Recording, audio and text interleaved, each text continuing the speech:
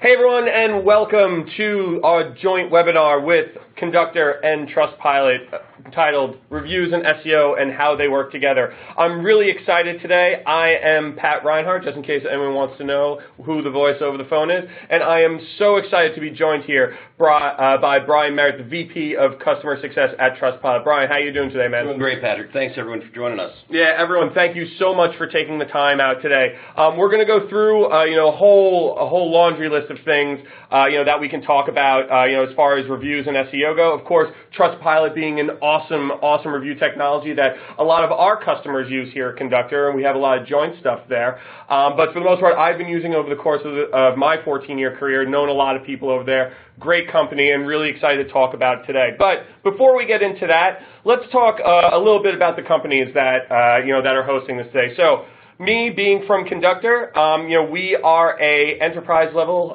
content visibility tool. That is the elevator pitch, which was recently acquired by WeWork, which we were super excited about. We're a mission-based company, and we really enjoy helping marketers and helping people improve their lives as well as their positions in their careers. But with WeWork and Conductor together, we're really trying to modernize marketing. We're really taking that customer-first approach, and we want to make sure that everyone's not just trying to grab for that dollar, but really trying to help their customers solve that problem, answer that question, and ultimately get them something that's going to help them do one of those two things. And I'm going to hand it over to Brian to talk about Trustpilot. Hey, thanks so much, Patrick. So, so for those who aren't aware, Trustpilot is the world's largest online reviews community. We have over 200,000 companies that have reviews on our site. But we're much more than reviews. We're really about helping consumers and companies become better. It's our mission statement to upgrade the world. We help people understand who they're buying from so they can buy with confidence. And by sharing experiences, unlike closed-minded, closed platforms, we're an open platform, so for all to enjoy and all to see. And really, we help companies harness the power of reviews to better themselves. I also want to touch a little bit more on the partnership. As Patrick mentioned, it's such a logical teaming up of our two companies. Conductor is obviously a powerful tool to help companies get found online, and then the next step after you're found is converting those customers to buyers, and that's where Trustpilot comes in. We help with the conversion, and this partnership is far more than a piece of paper. As Patrick mentioned, we've got a number of employees who have worked at other companies back and forth. It's actually kind of scary how many people we've got at our offices when I walk around. But when you add Trustpilot and Conductor together, it really becomes a force multiplier. It's not just 2x, it's 5x what you get. So on that note, let's get into the content here and why we're all here today. Why are reviews important to SEO? That is a great question. So really what we have here is reviews help you get seen. More and more consumers are looking for social proof from not just the companies and the brands, but from consumers.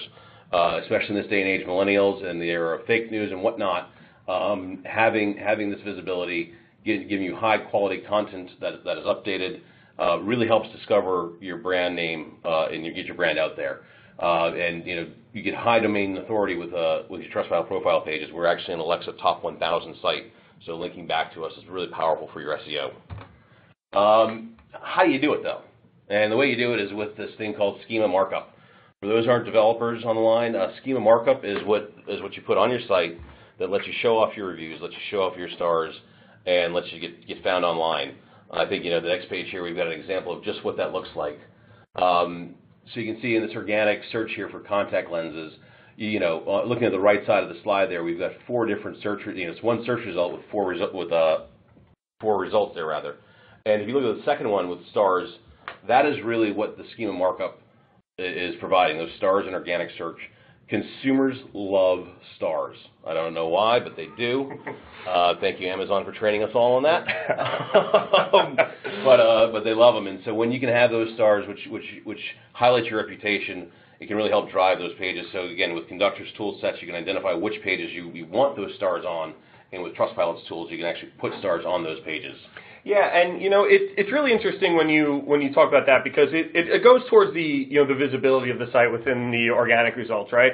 So a lot of times when people think about schema, they think about microdata, they think of this very technical thing that's very difficult to do, and hey, why should I do this? Who should I do it for? And what is really the impact? And a technology like Trustpilot really helps you, number one, do it easily, and number two, get it onto your site really easily. And then, but there's a lot of things that when someone Googles something, right? And to Brian's point, Amazon trained us in this. eBay has been a big advocate of schema markup for years and years and years. As SEO has evolved over the last several years, a lot of times when someone goes out and Googles something, or at least if, before schema became really popular and really widely adopted, you would just have 10 blue links, right? It was just 10 blue links, and there was just a bunch of words everywhere. There were a bunch of, a bunch of ads on top, on the bottom, and then at that point, to the right, before the knowledge graph and things of that nature. And there was no real way to make your organic results stand out. So when schema data came out, or structured data came out, and microdata, that you were able to send another signal to Google about, what your page was about, and what it was, what you were trying to achieve, and what you were trying to say it was trying to teach you. And I think from there, a lot of people, having that extra visibility was a way finally for folks like myself, who had been, toiling over just trying to get higher and higher rankings, and there wasn't really any way to, make my great rankings, my great pages stand out a little bit more. This was a way to show reviews, to show stock levels, to show pricing, and there's hundreds of them that you can add to your site, and you want to make sure you know which one of those to apply to which pages on your site. So here, talking about schema and what should you use? Because that's always a big question. Because I could send you guys to schema.org right now, and for folks who aren't in SEO, folks who aren't developers and things of that nature, someone who's just coming in, hey, I have a site, I want to make it rank better, you would probably be a little lost, because it's a sea, it's an ocean of a site, and because there's so many different technical descriptions and all these different all this different schema markup. So here, I always go out and I say, hey, for anyone out there, here are the ones that you can use for all sites, right? So I broke it down into who, what, and why you should do it, right? So for all sites, you should really be looking at the organizational, schema. Pretty much that, helps with brand signals and helps generate, information for the knowledge graph, which is the panel to the right for anyone who doesn't know. And for there, this helps you, specify your logo, your social profile links, your corporate contact information. A lot of people don't think that that's important, but it is. Having your address and your phone number, things like that. Even if you're not a local business, it's still important for your brand to have that data and for Google to know that, so they know where you guys are, where your company is and what you're about. The website schema as well, this was what helps you generate site links. And for anyone who doesn't know what site links are, those are the links that show up underneath. Let's say if you Google your brand, you'll probably notice that your main domain comes up, and then there's several links underneath that are within your domain that you have the ability to click directly from the SERPs, or the search engine result pages. Those are site links. But this, the website one also helps you generate the site link search box feature for brands, and can also help your site name appear broader in the search results. Breadcrumb and site navigation are two ones that if you use breadcrumb navigation, that is definitely one that I would put at the top of my list, because it actually changes your URL in their search results pages. Instead of just showing the URL, it'll actually show the path of the site that page exists on. So homepage, caret, and then category 1, category 2. And then the site navigation one, helps, the search engine's, understanding of your site structure and the navigation, and can also influence site links. So those are four that you can use today, right? Every site can use them, doesn't matter what kind you are. But then it kind of gets but you can get even more specific from there. If you have an e-commerce site, use the product and offers and the ratings. The ratings, definitely what we're talking about here today, but the products and offers ones, that's definitely something that you can use. That helps price, that helps stock levels, things of that nature. Ratings, probably the most important one if you have reviews. This is how you can generate the 5-star or 4-star reviews within the organic search results. Great way to make your site stand out. And then if you're a publisher, you have the news article or blog posting, and that just helps you appear more in Google News, in-depth articles, things of that nature. So that's just a little opinion on my part on things that you can use from a schema standpoint. But I know, Brian, that Trustpilot has this thing called trust boxes, and we use them with a lot of our clients, but we'd love to hear you just kind of go through what they are and how they can help customers. Yeah, no, thanks. And to your earlier point, if anyone wants to go to schema.org and look it up, have some fun. Be prepared to have your mind melt. I know as someone in the industry, when I go there, it's challenging and complex to really understand what you should and shouldn't be doing, and that's really where trust boxes come in. Trust boxes are our reviews widget. What this allows you to do is display on site, a variety of your review content and review feedback. From an SEO perspective, they can really go anywhere on your site. To Patrick's point about improving, different and lower level site link pages, improving their visibility and rank in organic. We have something like 20 or 30 different trust boxes. So there's a kind to fit everyone's needs and wants. But again, most importantly is we have a set that are SEO enabled that provide the schema markup. So putting your reviews, showcasing your great brand and your great reputation online, generating those stars that consumers do love so much, is so important. They're all responsive. So if you're looking to if you're a mobile first site, that's fine. We can work with that. And if you're predominantly desktop, we can work with that. So really, they're the very easy way for you to drop this review content on pages. You are more than welcome to have your developers spend time with APIs and building it out. However, this is probably a lot easier. It should take you 4 or 5 minutes to set this up, once you've generated the code. So I think the next real question is, this is great. Thanks, guys. How do I use reviews to maximize my SEO? And I think really here's where we come into talking about, the first thing and the most important thing is getting more reviews. There's nothing, in my opinion at least, that Google loves more than fresh content. So generating fresh content continues to make your pages rank well, continues to make your reviews fresh. It's absolutely imperative. Consumers love new reviews. I mean, just think about it yourself. If you're looking at a review that's dated from January or one from yesterday, which review are you going to have more confidence in? Which one is going to provide you that belief in the company? So the way you get more reviews is you optimize your invitation timing, understanding when is the best time to invite your customers to leave a review about your site, about your service, and about your product, and really understanding when consumers will form that opinion of you. The second thing is, reminding people to do that. Anyone can go in their inbox at any given point during the day and see 50 to 100 emails.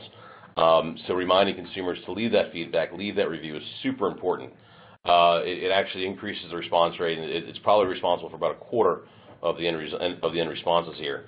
On the right is our standard optimized invitation template. I know there are probably a lot of brand and marketing people on the line here right now, looking at that saying, "Oh my gosh, Brian, that is ugly." And while I don't necessarily disagree with you, the important thing to remember here is what's the intent of this email. Mm-hmm. The intent of this email is to get a customer to leave a review.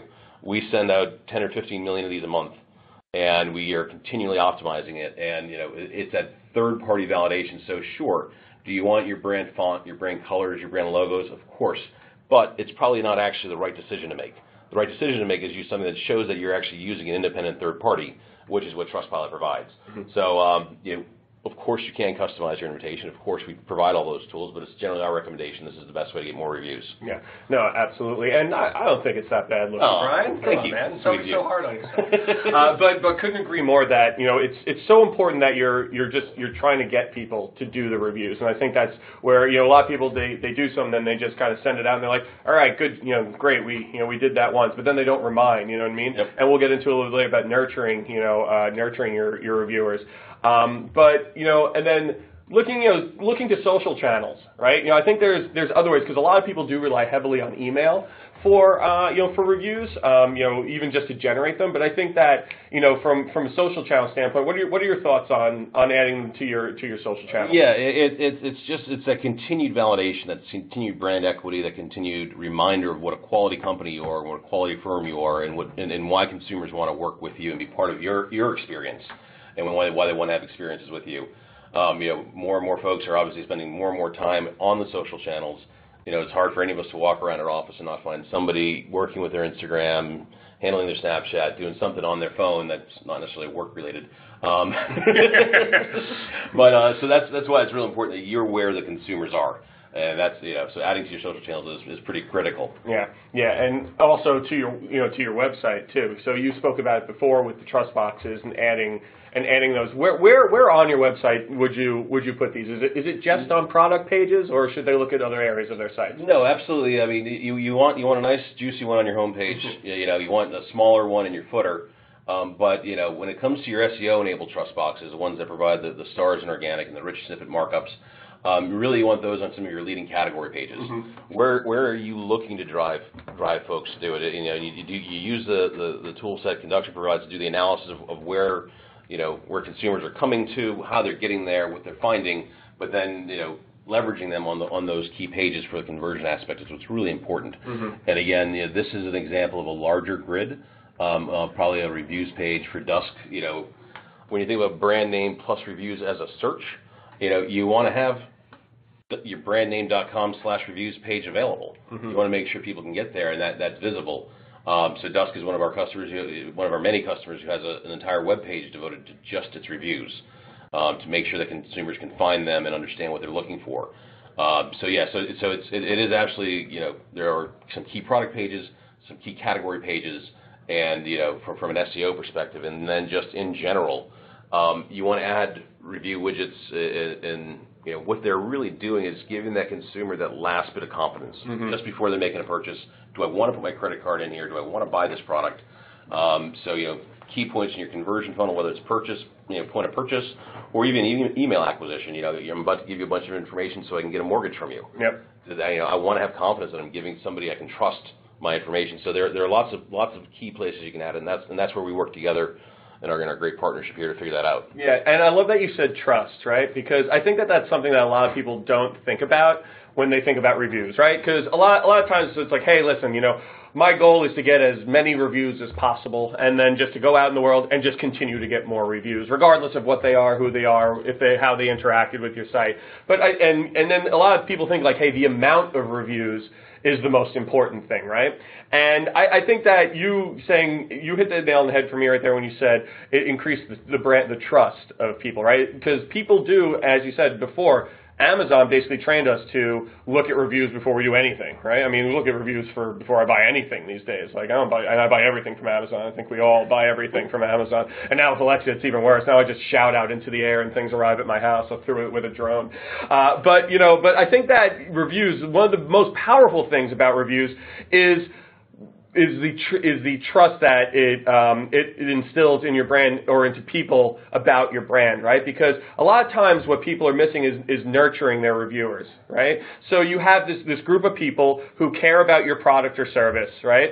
And a lot of times we send emails out and then we don't send reminders out. We throw something up on Instagram or we throw something up on Facebook or Twitter and then we never follow up with it. Or a lot of people comment and no one goes back and comments, and answers those comments, whether it's good or bad. And I think that that's important because people look at reviews to trust your brand. And if you have a lot of positive reviews, yeah, of course, you are going to, there's going to be more trust in your brand. But also, people who only have positive reviews, that's something that's a little bit weird, right? Because a lot of times people, I always use my mother as an example here when I ask about anything in SEO or search. I go, what do you think about a site that has 100% positive reviews? And she always says, they definitely bought something because no one is 100% perfect, right? No business is 100% perfect. So again, don't be afraid of, be afraid of bad reviews either.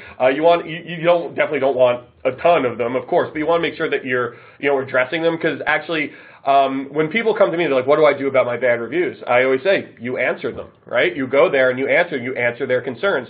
And you voice, hey, here's what happened, we apologize. Or you put in, hey, please call us. I see a lot of people do that. A lot of companies do that. And I think that's a great way to nurture people to be like, hey, listen, this brand, even when they make a misstep, they show up and they care about it. And I think that that's really important, right? Is that, hey, it's not just about getting all the reviews in the world and everything's positive and everything's great. that's not real life. Everything isn't going to go perfect every single time.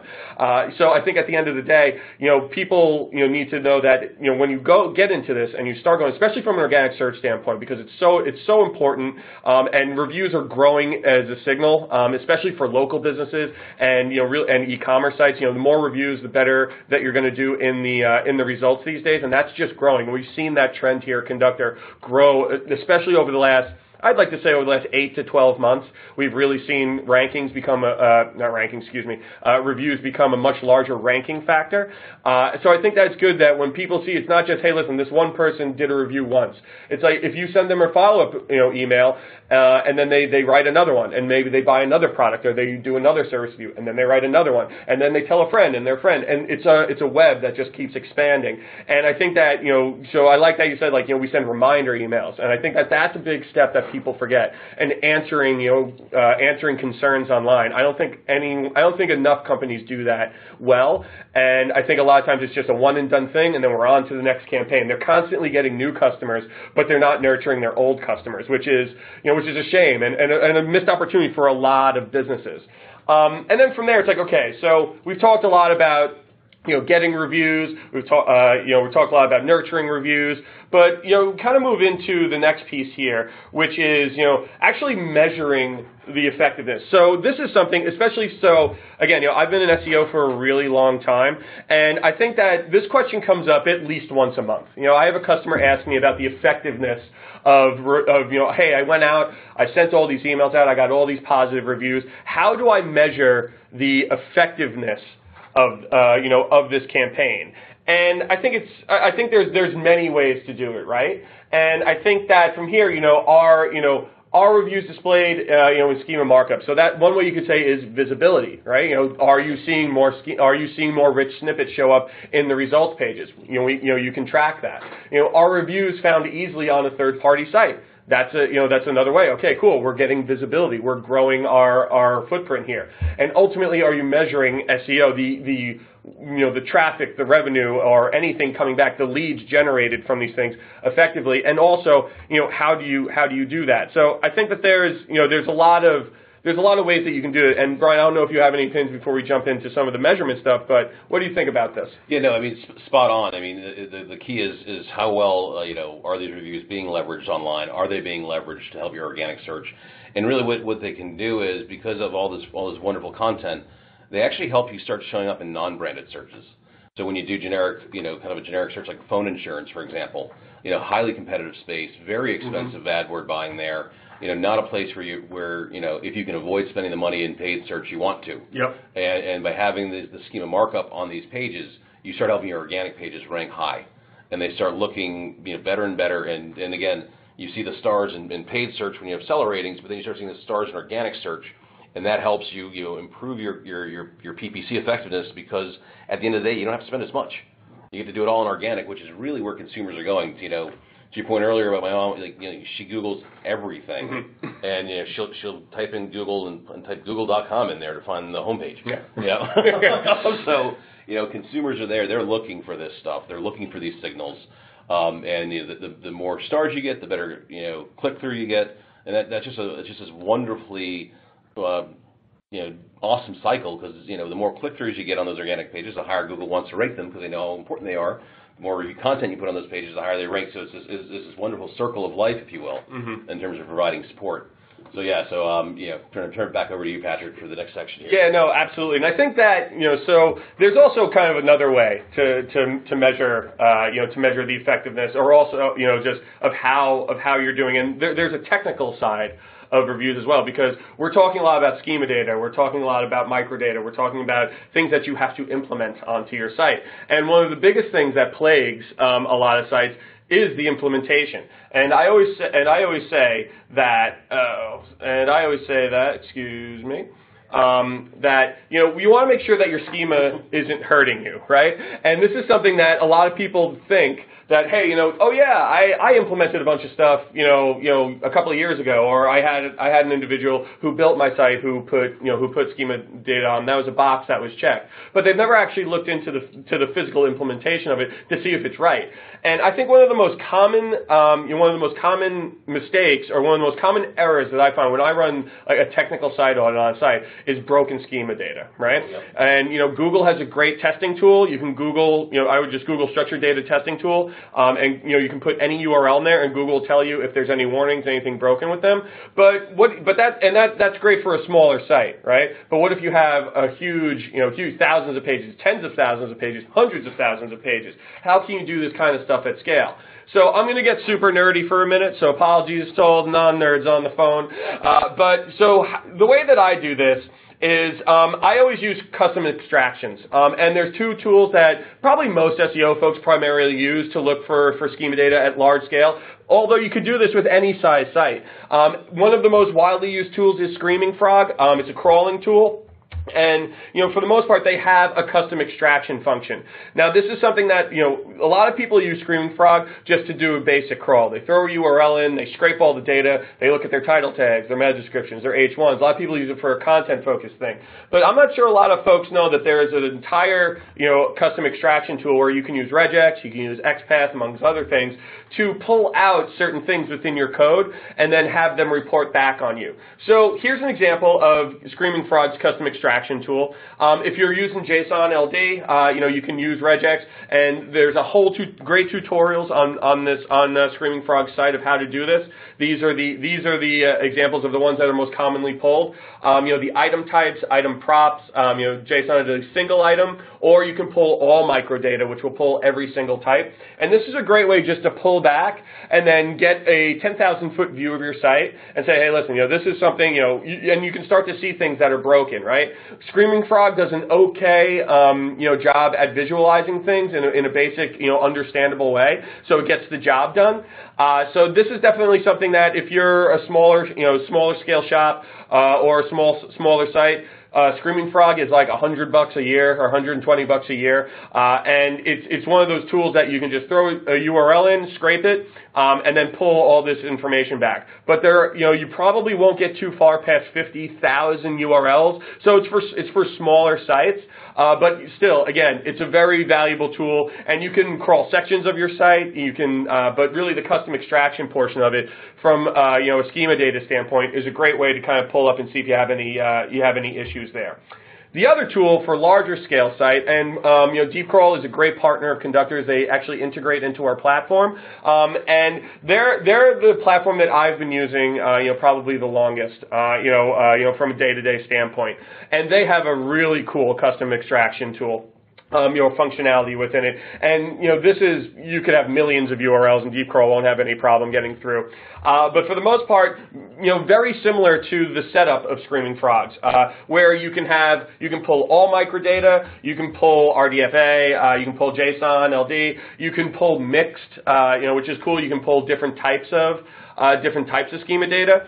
And the funny thing, people would ask, why would you have mixed schema data? Why would you have two different kinds? And the answer is, if you find that you have mixed, then there's a problem on your site, because you shouldn't have two different types of schema data on your site. If you're using JSON, if you're using JSON, you should not be using RDFA. You should not be using two different languages there. So that's something else to look for. It's not that, oh great, we have all these different ones on here. It's, oh crap, we have all these different ones on here.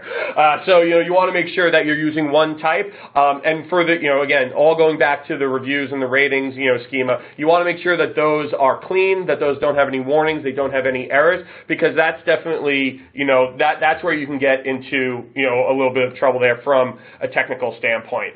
And, as we said before, it's growing the total is important, but you also want to make sure that you're growing, the right kind of reviews too. Right?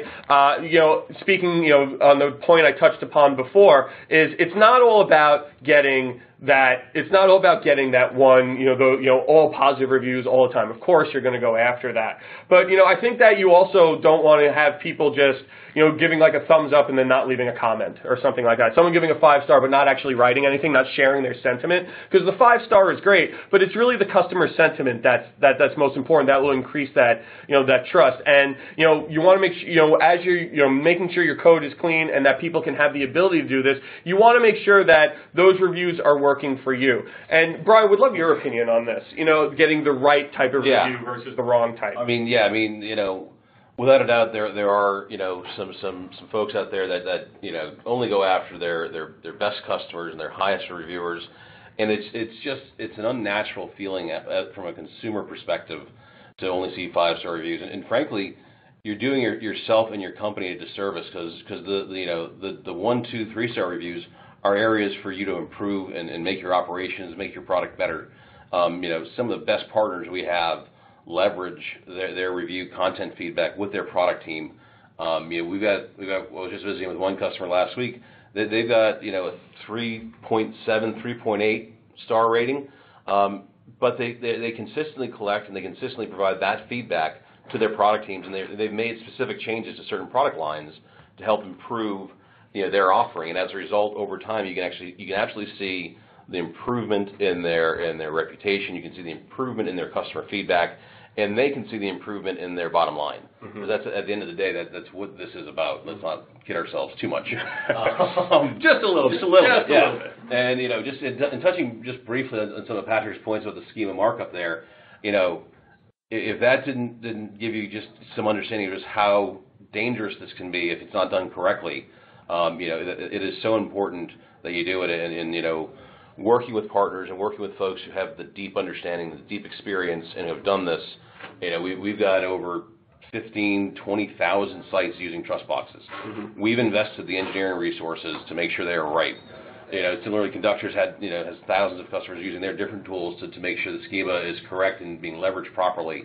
So it's so important to make sure that, sure, you could do this stuff in-house, but really, where do you want to focus your efforts on what you're developing and what you're trying to sell, or replicating what's already been built out there for you? 100%. Yeah. 100%. And then, and I love that you say, because it's about the bottom line, right? Yeah. And we're talking about measurement here.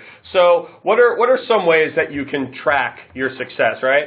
And going through, because we could talk to for days about getting the right review, and yes, idealistic world, but at the end of the day, you have to come back and show some results, and you have to come back and show it in a thoughtful way. So I always look at this from two different standpoints, right? We had the technical piece. I always make sure that everything's implemented properly, because I have been in that meeting where I said, hey, listen, we got all these reviews, everything went great. And then the CTO's in the room, and he goes, yeah, but I know that half of that's broken, and I was just like, God, yes, it's broken. And then they're like, how better could we do? So you always want to make sure that that technical foundation is there first, but then you want to make sure that you're tracking and visualizing your success that can easily, pretty much in like a stupid, simple way, that can be easily socialized around your organization. And this is where a lot of folks have this is the biggest hurdle for a lot of folks, is how do I show that, right? And you don't have to get super fancy, because you have to think of the audience. A lot of times, especially if you're showing it to the C-suite or you're showing it to, a senior director or director level, they want the quick hits. They want the stoplight, the green, the yellow, the red. What's working, what's kind of working, and what's not working, right? So the way that I always do the bigger, overall report is, of course, as we've been talking, how many reviews did we get over a certain period of time? Typically, this is month over month, month over month, year over year, depending on how long your program is out. But for the most part, you want to show progress, right? You want to show that arrow going up and to the right, and don't shy away, as we mentioned before, from negative reviews too. You should always show positive. Yes, you want more positive, but you should show negative reviews too. I think a lot of people shy away from that because they're afraid that their boss or their director is going to say, oh, well, why are we getting negative reviews? Most people understand that no company is perfect, and I think it's weird when people only show positive reviews and don't show the negative sentiment, but also show off, because that's a good opportunity for you, the person reporting on it, to talk to your PR company or your social team and say, hey, how are we responding to this? Because maybe you're not responding to it. Going back to the point from before about not kind of ignoring bad reviews or not nurturing your reviewers, good and bad. So that's definitely a way that you can kind of get your foot in that, get your foot into that group and say, hey, listen, we should be answering our bad reviews, but also we have a lot of great positive sentiment as well. And then you can, showing the impact that's had on traffic, rankings, and engagement. Now, a lot of people say that this is a black box, but it really isn't. So, and there's a lot of different ways that you can do it. So I work at Conductor, right? But I was also a Conductor customer for 5 years before I came here, and I used Searchlight to do this. And what we did, especially for e-commerce sites or any page that had reviews on it, as Brian said before, you can put it on category pages, you can put it on your home page, and you can put it on product pages. What I always did was create segments of pages. Right? Segments of pages that had those reviews and ones that I knew we got more that we were aiming to get reviews on. Of course, we definitely want people to review on every page, on our site. But it's always good to take, as in anything with SEO, take stuff in digestible chunks. Take a bite out of something that you can show progress on. Let's say it's a group of 20 pages, and you create a segment of that. And this visualization is just how it would look like in Searchlight. You take those segmented pages and you show that, hey, listen, with the first bullet here, we received X amount of reviews, right? X positive, X negative. And here we have this, we have a dashboard, they're called workspaces in Searchlight, and we showed on this group of pages, we showed traffic going up, or we showed it going down, and we showed rankings going up or down. So that way you can extrapolate what impact those ratings had on those pages, because what you would do is nothing else to those pages at that time, because you want to prove that one point. Don't send a ton of paid search to those pages or anything abnormal during that time, because you want to have a control. You want to make sure that your experiment is going to pay off in the end. It's going to prove your point so that you can get more budget to invest in more parts of the site. So start small and then grow big. And then again, if you have it, I would try to show the overall sentiment of the brand among these reviewers. There's great tools out there like Radian 6 and other smaller tools that give you a sentiment score, based on your reviews. It's really a great way to show, hey, listen, our customers, based on what we're seeing for these pages, are having a positive experience in their buying. Or on the other side of life, these reviewers are having a negative experience on our site. What are we doing here? So make sure that you show, again, I always call it the stoplight, what's working, what's kind of working, and what's not working, and what can we do to improve. That's what executives want to see. That's what your boss wants to see.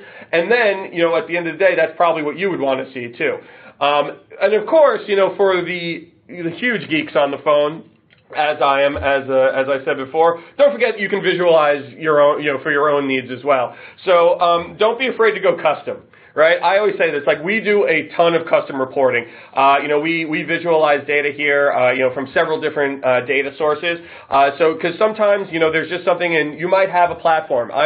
Whatever platform you're working with, or whatever tool set that you're working with, make sure that, if it's not showing you exactly what you want, don't be afraid to build something custom. I build custom stuff all the time, even if it's not so good at the end of the day. If it proves my point and I build it for one meeting, then it's worth it. But I really try to build things that are sustainable, that will work over the long haul. And, if you are using a lot of tools, like most people are, look into your tool set, look into your partnerships. You probably have some APIs you can pull from, and you could, learning ways to, even if it's learning basic Python or things of that nature, running scripts, you can learn how to build simple things that get the point across that you want to get. And then that allows you to kind of slice and dice that data to find that story to then create that overall report. Your boss or your CEO or whoever the higher up that you have access to probably doesn't need to see all of the coding work that went into this. It's like, hey, I've also been to that meeting and I've been that guy having that conversation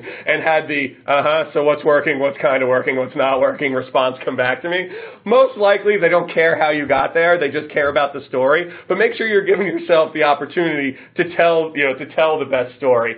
And speaking of stories, I think that it's always a good thing to go through some case studies on how reviews can have a positive impact, because now that you're tracking things, now that you know how you're getting reviews, what does that mean out in the real world? And we're going to go into one with Trustpilot. So Brian, I'll pass it off to you. Yeah, this is where I love case studies, but this is where the customer success side of me comes out rather than the salesperson side. And I feel a little bit like financial services reports. Past results are not indicative of future performance. But you can see just the tremendous numbers here that Instapage has generated. And even a fraction of these, think about what that would mean to your organization. If you had a 200% increase in organic CTR, or a 1% increase in customer acquisition, or a 10% increase in email CTRs, they've done a lot of work, and these results didn't come easy. This took time and effort and A/B testing. But just like Patrick's point earlier, your boss wants to know what is and isn't working. We've got to invest the time to figure out what is and isn't working. Yeah. And when you do that, you can generate these kinds of results. And I've no doubt our dear friends at Instapage enjoyed sharing this with their leadership. Yeah. And we flip to the next page. We kind of talked about how it happened. Again, you can see on the right. For those who aren't familiar, Instapage generates landing pages for companies, and they're a great tool to use in terms of if you need to stand up landing pages quickly to get things happening. But from their perspective, again, I go back to that left-hand side of the screen here. There are 4 results coming up there. One has the stars in the schema markup, and 3 don't. It's not hard to figure out it's common sense. But when you put those there and you start looking at the results on the right-hand side there, and they can see that after doing some A/B testing on key pages, their CTR improved from 8.5% up to almost 32%. That is a 400% increase. That is meaningful in any organization. So with putting the right time and effort, and to Patrick's point, to showing your bosses what is and isn't working and what you're working on, you can then share these great results of what you've done. And I think that's really powerful for any of us at any stage of our career to be able to talk to our boss about how great we're doing. Yeah, man. So that's tremendous. Yeah. What a tremendous lift there. And all from and as he said, just seeing those stars, that it catches your eye, right? Mm-hmm. And that's a normal human reaction. That if you have 4 results and one of them has 5 bright orange stars on them, you are more than likely going to at least look at that first, if not immediately click on it, because clearly they're doing something different, and clearly they're doing something right. And not to be outdone, but certainly good. We here, so a campaign that I worked on. So we were working with Vans, one of my favorite brands, and here we were helping them through an international migration. And a lot of people are probably like, how does this come back to reviews? How does this come back with ratings? And it does, because we were migrating 12 different sites in 8 languages. It was over 40,000 URLs, things like that. And in that process, we actually noticed that the way that they were doing, that their schema was completely broken on their old site, and they hadn't really put a plan in place to fix it on the new site. And so it came out of nowhere, and I think this is one of these kind of, happy accidents that, we came across, and we were like, oh, there's something broken here. And I think they were going to move the implementation over, and then fix it later. I think that was what it was, because there was so much else to do, and totally understood their viewpoint on that. But we fought pretty hard, and we were like, hey, listen, man, we'll take on some extra work if your guys can take some time. And we took on a lot of the keyword, the URL mapping, and then they actually put some development resources against the reviews to get them, because they weren't showing up anywhere. We couldn't every once very intermittently was the rating showing up. So then we migrated the sites over, and honestly, within the first, their traffic, usually after migration you see a dip, right? You see a little bit of a dip, and then it starts to come back gradually. We, over the 4 or 5 months or so, we so an 18% increase in traffic over 90 days, and we saw their schema markup went crazy. They were getting rich snippets left and right. They were ecstatic, and I truly believe that led to most of this increase was just the engagement. And I think a lot of people, they started to stand out more. They ranked better, but Google understood their pages better, so they had higher rankings, and users saw their pages more, which led to higher click through, and then ultimately higher conversion. They made quite a bit of money after this, and all within 90 days. Yeah. It wasn't anything crazy. So impressive with a brand name like that, to think you can have that kind of improvement. is really remarkable results, and I think it speaks volumes about the kinds of work that you guys do. Yeah, absolutely, man. And so as we're coming up to the end, we definitely want to leave some time for questions, for folks on the line. So, kind of going through this, and Brian, if you want to take these. Yeah, just real quick, kind of a little more about who we are. I kind of led with this earlier, but Trustpilot is really a platform. It's an open platform. In this day and age, openness is so critical. You can control a lot of things about your brand, but one thing that's challenging to control is your transparency. People are going to find you, people are going to look for you, and they're going to look to sites like Trustpilot, like Yelp, like TripAdvisor to find out about your company and who you are. So you want to make sure that you're working with someone who has that scale, and I think when we talk about Trustpilot, we absolutely have that scale. We're a global brand. We're actually maybe not as well known in the U.S., but we're based in Europe, where we've got 200,000 customers, companies using our tool sets, almost just shy of 50 million reviews, which is just incredible content. Like I said, a top 1,000 Alexa site, and we're generating 1 million new reviews a month. And just even to Patrick's point earlier about replying to reviews, that's also fresh content. Yep. So, when you think about how important it is that the search engines love new stuff. So not only is the initial review by the reviewer important, but your response is important. Those are two pieces of fresh content to be indexed and to be looked at. So it's critical. Absolutely, user-generated content. It's it's so important, and this is a great way to kind of get that going, get that ball rolling on your site.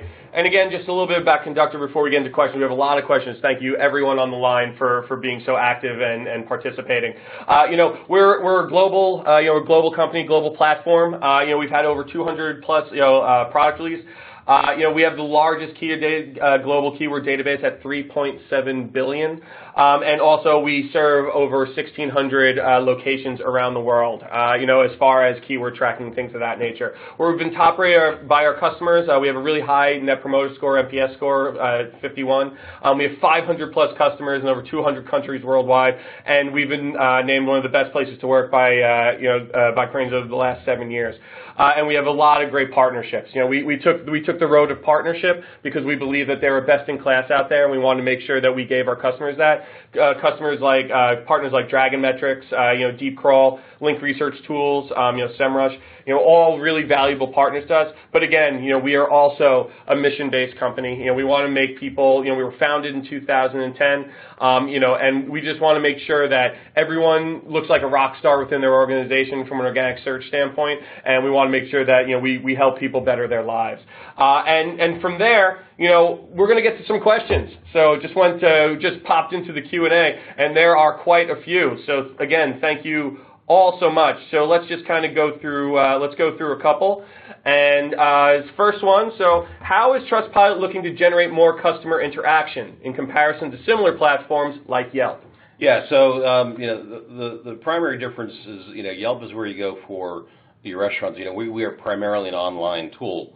So as a result of that, when you think about customer engagement, we've got your profile page on Trustpilot.com that where your reviews are hosted, where information about your company is hosted, and the generating the customer interaction is really about that on-site affirmation displaying that review content, as well as having that profile page where people can go to an independent third party to find out more about your organization, more about who you are, and look at the good, the bad, and the ugly. To be frank, they don't want to see 500 five-star reviews. They want to see a quality company that has issues and that rectifies them. So that's how we always do. We are always responding to all our reviews. Not sure how to work on higher trust score. Yes, we get this a lot, and really the way to improve your trust score is not just in responding to reviews. That is absolutely a paramount thing, but taking those reviews back to the balance of your organization and sharing it. Oftentimes, we work with marketing departments because they're trying to improve their PPC or organic or things like that. But fundamentally, that data needs to go back out to the rest of the organization who can help figure out, are you using the best shipping provider for your products? Maybe company A or B is better. Is there a defect out there that your product teams simply aren't hearing the feedback about? So one of the key ways to improve your trust score is getting that feedback, asking reviewers after they resolve your issue to update their review to reflect their accurate experience as well. Great. Okay, keep going. All right. My colleague said that Google limits the number of Trustpilot widgets on a site. Too many and you were penalized. Is this true? Yes and no. It's Google's looking for interesting content relevant to the page, and that is what's most important about some of the reviews and the widgets and the schema markup. If you put the schema markup stars on every page on your website, it suddenly doesn't become interesting. Similar to what Patrick was speaking about earlier in working through segments, there are some places where schema markup is appropriate, and there are some places where there are other tools that are better and appropriate for generating fresh traction to that page. So, yeah, it does absolutely. It is not a best practice to put the SEO-enabled widgets on every page, but you can put a trust box on every page. That's fine. Very good. Okay, here's another one. So does Google sometimes ignore schema markup? I've implemented ratings price markup correctly using JSON LD on my product pages. It shows that it's implemented correctly on Google Schema Test tool. I noticed that Google picked up the schema on some pages, but not all of them. Why is this? So it's interesting. Google, you have to remember that Google's a free service, right? And it's really at their discretion whether or not they show your schema tagging. Much the same whether or not they actually pay attention to your canonical tags. If they believe that something makes sense and that's the best result that they can show, then they will show that. But just because you have schema data on your page does not mean that Google will show it. There's no way to make Google show everything. All of these things are signals to Google. But again, much like canonical tags, if they believe that you have A, implemented something in error, or B, it's just not the right fit, or for that particular query, it doesn't make sense to show the schema for that page because everything is is modified based on the query, then they might not show it. I'll bet you that some pages that you see that when you Google things, and sometimes when you don't, they probably show up. The rich snippet probably shows up for some queries and doesn't show up for others. So it really depends on how people are searching. But to answer your question directly, yes, Google sometimes ignores your schema markup. It's at their discretion whether or not they use this, whether or not they show it. Oh, here's a good one. Brian, this one's for you. How does Trustpilot differ from Google reviews? Yep, yeah, great one. I think one of the key differentiators is that from a reviews platform, the Google reviews can only show on your site, whereas the Trustpilot reviews show on Trustpilot.com, and it's an open platform that allows you to respond to those reviews as well. And sure, you want everything on your site, but ultimately, what you really want is as much SERP space as possible. So by having your Trustpilot profile page, as we call it, about your company, that's one more link in organic search that you're occupying that your competitors aren't. So I think that's one of the biggest differentiators is that, by using Trustpilot, in conjunction with Google reviews, we've got lots of companies that do both. But at the same time, there's also that's one of the big differentiators is that, your Trustpilot profile page generates more organic search real estate occupation, I guess is what I meant to say. Yeah. Very good, very good. Here's a good one. This is probably one that a lot of people are wondering for. Can responding to negative reviews optimize that review? I mean, technically, yes. Again, going back to the point, to the conversation Brian and I were having before, is that you shouldn't. A lot of people ignore their negative reviews, and you should try to take a negative and turn it positive, right? Because sometimes, even if something went wrong and a customer had a bad experience, you responding and trying to make it right increases the trust in your brand for people who are looking at. So that's a way to take something like, XYZ company, this came broke or this came damaged, and then you respond to it saying, hey, sorry about that, call our customer service line, or how can we help you? That, if I'm going down the line, I'm like, oh, they responded to something, and again, understanding that not every company is perfect, there's going to be good, there's going to be bad. So I think responding, but yes, that technically user-generated content, like Brian said. Brian, if you want to. Absolutely. I mean, you think about it yourself. Who would you rather go buy a product from? Someone who has negative reviews that aren't responded to, or someone who's shown that they've got a customer satisfaction dedication and they care about their customer's opinion and they want to try and rectify the problem? Both companies may have rectified the problem, but in one case you're showing it publicly, in the other case you're not. So responding to those negative reviews is really critical. All right. Oh, here's a good one. What do you recommend to do when wanting to get more reviews from former customers? So one of the key things here is there are a number of things you can do. The first one is the concept of a review is actually about the service engagement with your company. So it's not about the immediate post-purchase experience, but if there's any ongoing service, you'll want to make sure that after every service interaction, you're soliciting a review as well. I think that's one of the quickest wins in most companies that we see that we work with, is that if they simply added a review solicitation post customer call, then that is one easy way to get more reviews. Mm-hmm. There are a number of strategies that you can implement, from incentivization, provided you're doing it fairly and equally. Incentivizing people with coupons to leave reviews or discounts to leave reviews. There's some fine lines you want to be careful of there, but there's some very easy ways you can do that. Oh, very good, very good. Here's one. I hear about this a lot. So I use the data highlighter feature in Google Search Console. Have you had any success with this feature versus using schema directly on the site? So the data highlighter tool is great for folks who don't have access to any developers. So I've used it on a ton of sites. I've had success with it in the past. I will be honest that it has mainly broke, and it doesn't work as well as just directly implementing onto your site. If I had to give a recommendation on how to handle the implementation of schema, again, this is a great way for someone who's learning about it, doesn't know how to code, doesn't have access.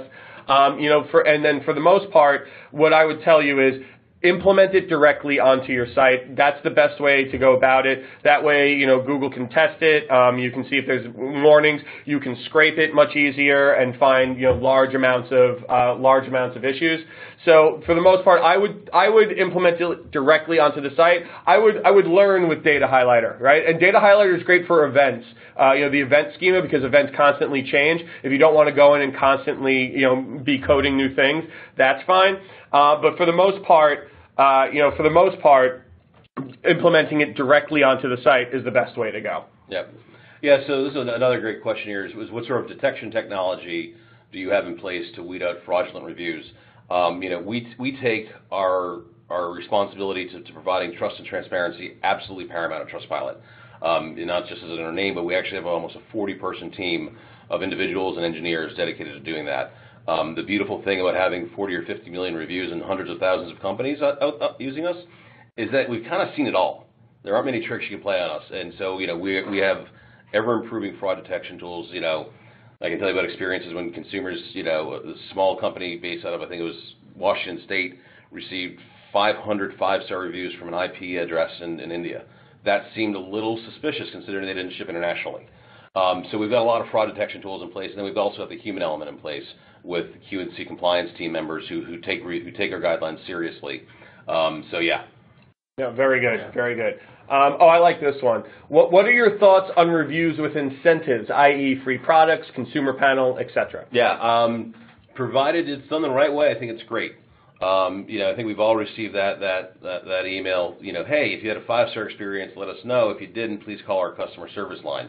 It's really important to us and to the integrity of the review community that when you're incentivizing for reviews, you're incentivizing for all reviews, good, bad, and otherwise. So reviews in terms of that, it's a great way. Incentivization is fine. I think sumo.com just did an interesting thing that customers find monetary value more important than percentage off in couponing. So you can take a look at their site for more information on that case study. Yeah. Yeah. All right, cool. Very good. We have time for one or two more. This is an interesting one. If we have an option to syndicate reviews on multiple sites, should you? Does this have the same? Does having the same reviews on multiple sites hurt your SEO equity? So yeah, yeah. I mean, it's like duplicate content. You got to be very careful with syndicating anything and how you syndicate it. Again, having the same exact thing on multiple sites, it's not a good idea. Yeah. As much as Google loves duplicate content, they hate. Fresh content rather. They hate duplicate content. Yeah. So. And they've gotten much better at finding that and figuring it out. As Google has evolved over the years, it's definitely something that we always start off any SEO campaign that we do over here. We always start out looking at if there's any duplicate content on a single site, and then going out and looking, hey, do you guys syndicate stuff, especially if you're a publisher and things, how are you handling that? But yeah, this is basically the same exact thing as Brian said. It's great to have fresh content, but if you just have the same thing on multiple sites, that is not going to work out for you well in the end. And yeah, really hard to recover from that too. It's very hard to recover from that too. That's a very good point. Very good point. That's a lot of time and energy there. So with that, we are at time. So everyone, I just want to thank you so much for joining us today. Brian from Trustpilot, thank you so much for joining us today. Thank you for hosting us here. Beautiful offices. Appreciate it every time we get to come over here. So thank you. Thank you so much. So again, check out Trustpilot, check out Conductor. All the questions that we didn't get to, we will do our best to reach out to you and answer them. And if anyone has any questions or wants to learn more, trustpilot.com, conductor.com. Thank you all for joining, and we'll see you at the next one.